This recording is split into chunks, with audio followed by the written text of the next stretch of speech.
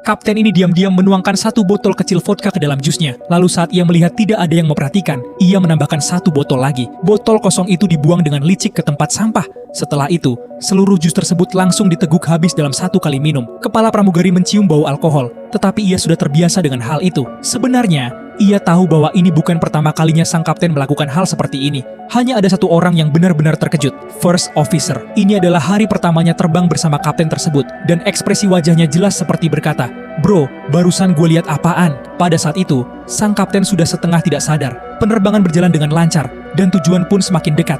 First Officer mengambil alih kendali dan mulai mempersiapkan pendaratan. Lalu tiba-tiba pesawat mulai berguncang hebat. Para penumpang dan awak kabin ketakutan. Namun kapten yang baru saja tersadar justru tetap tenang. First Officer menyadari ada sesuatu yang salah pada sistem elevator pesawat. Kapten dengan tenang berkata kepada pramugari, "Buat penumpang paham kalau semuanya baik-baik saja." Namun di detik berikutnya, pesawat tiba-tiba menukik lurus. Seorang pramugari yang belum sempat mencapai kursinya terlempar keluar dari area kabin. First Officer langsung menarik speed brake, tetapi pesawat tidak melambat. Semua orang di kabin menahan napas. Kapten segera menghubungi ATC. "Kami butuh pendaratan darurat." Namun dengan kecepatan pesawat yang sedang menukik turun, peluang selamat nyaris tidak ada. Kapten berkata, "Buang semua bahan bakar." First Officer pun melakukannya, tetapi tetap tidak banyak membantu.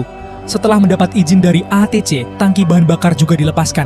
Namun efek sampingnya, pengunci kabin bagian atas malah terbuka. Seorang pramugari mencoba menangani situasi itu, tetapi karena pesawat terus berguncang hebat, ia pingsan. Sekarang pesawat jatuh lurus ke bawah. Saat itulah kapten mengambil keputusan berbahaya lainnya. "Kita balikan pesawat." Mata First Officer langsung membelalak. Kapten berkata kepada kepala pramugari, "Kirim pesan terakhirku ke anakku." Lalu ia mulai bersiap untuk melakukan manuver membalik pesawat.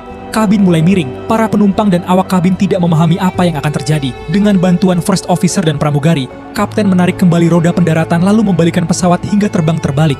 Dan semua itu dilakukan pada ketinggian hanya sekitar 800 meter. Pramugari yang tadi pingsan kini jatuh ke langit-langit pesawat. Seorang anak kecil yang tidak terikat sabuk pengaman dengan benar terlempar dari kursinya. Seorang pramugari dengan cepat berlari menangkap anak itu. Dengan seluruh tenaganya, ia mengembalikan anak tersebut ke kursinya. Setelah pesawat dibalik, untuk sesaat pesawat berhenti jatuh lurus ke bawah. Tetapi sekarang, karena bahan bakar sudah dibuang, mesin mulai mati satu persatu. Pesawat kehilangan tenaga dan sudah tidak mungkin lagi mencapai landasan pacu. Salah satu mesin juga terbakar. Sebelum ada hal lain yang semakin memburuk, kapten memutuskan bahwa dimanapun ada ruang untuk mendarat, ia harus melakukan crash landing di sana. Tetapi pertama-tama, pesawat harus dikembalikan ke posisi normal. Pramugari yang tadi menyelamatkan anak itu tidak sempat kembali ke kursi dan pingsan lagi. Kabin benar-benar kacau. Entah bagaimana, pesawat akhirnya kembali ke posisi semula. Tetapi sekarang kedua mesin sudah benar-benar mati, dan pesawat hanya bisa meluncur di udara tanpa tenaga. Tiba-tiba, terlihat sebuah lapangan terbuka di depan, dan di sana juga ada sebuah gereja.